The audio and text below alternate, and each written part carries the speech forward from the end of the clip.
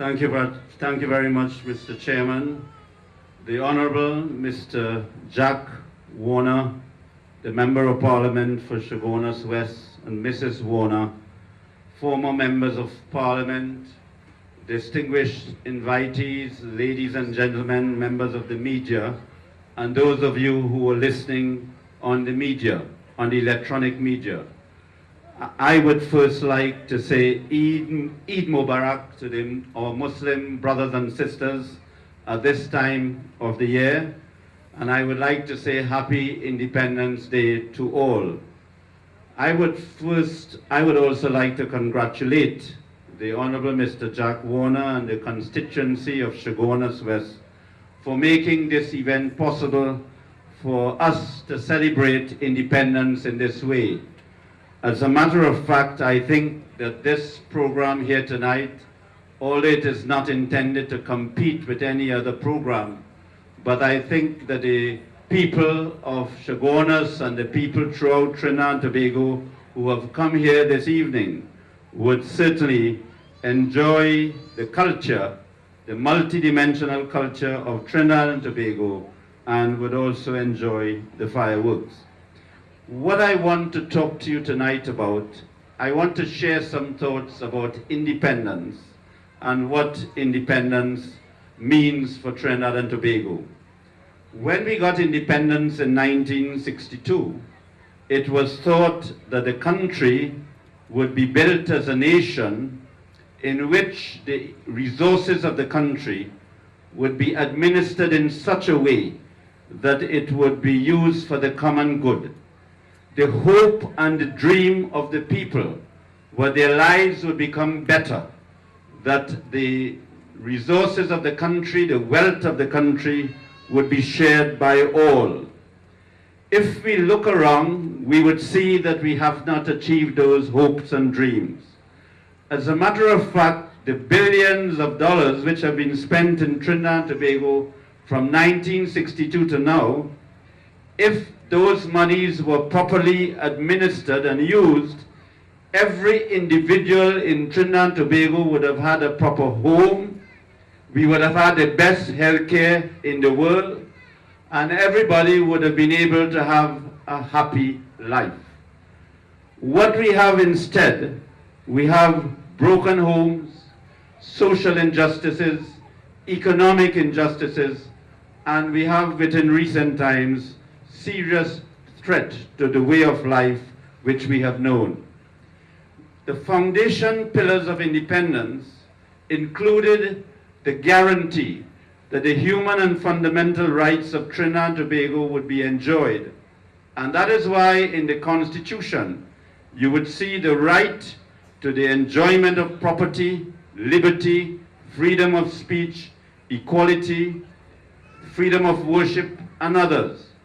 The greatest threat we now face as a people after 47 years is that we seem to be going back because the Prime Minister of Trinidad and Tobago, the constitutional proposals which he is putting forward, if they succeed, it will convert the Prime Minister of Trinidad and Tobago into an emperor-like president, into a king who about 300 years ago was above the law.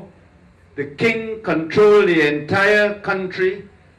People had no rights, and if they wanted to enjoy a right, they had to petition to the king, bow down to him, and beg. As we sit or stand here tonight, the whole question of the freedom of the media and the whole question of government's interference in the media has become a very live issue.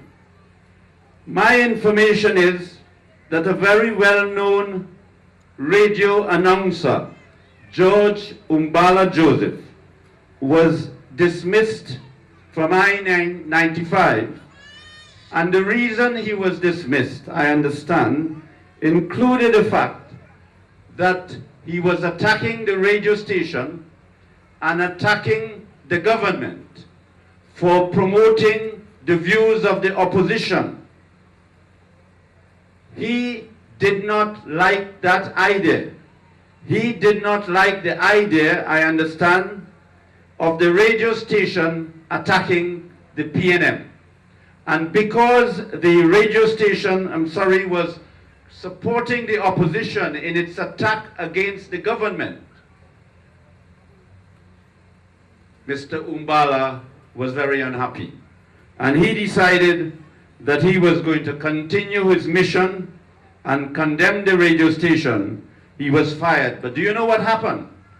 As soon as he was fired, CNMG, which is owned by the government, through a minister, the minister responsible for public relations in the government, immediately instructed CNMG to give Mr. Umbala a job with the mission, that his mission, he must use CNMG in order to attack the opposition and ensure that the government is promoted. That, my brothers and sisters, is exactly what we thought independence would not do. And that is why the British government, on giving independence and giving Republican status to Trinidad and Tobago, made it as a condition that the human and fundamental rights, which include the freedom of the media, the freedom of expression, the enjoyment of your property, would not be taken away, and government would not interfere in. Our greatest threat, therefore, as we face the future, is a challenge to whether we as a people, we are going to stand up at all costs to save this country from a possible dictatorship. Because I want you to know that if Mr. Manning succeeds with his constitutional reform, we may not be able to assemble like this and have a meeting. According to Mr. Manning, he wants total control of the judiciary. He wants total control of the Director of Public Prosecutions. He wants total control of the Election and Boundaries Commission. He wants total control of the Integrity Commission if it is appointed. And he wants total control of the cabinet, the executive arm of the state, and he wants total control of the parliament.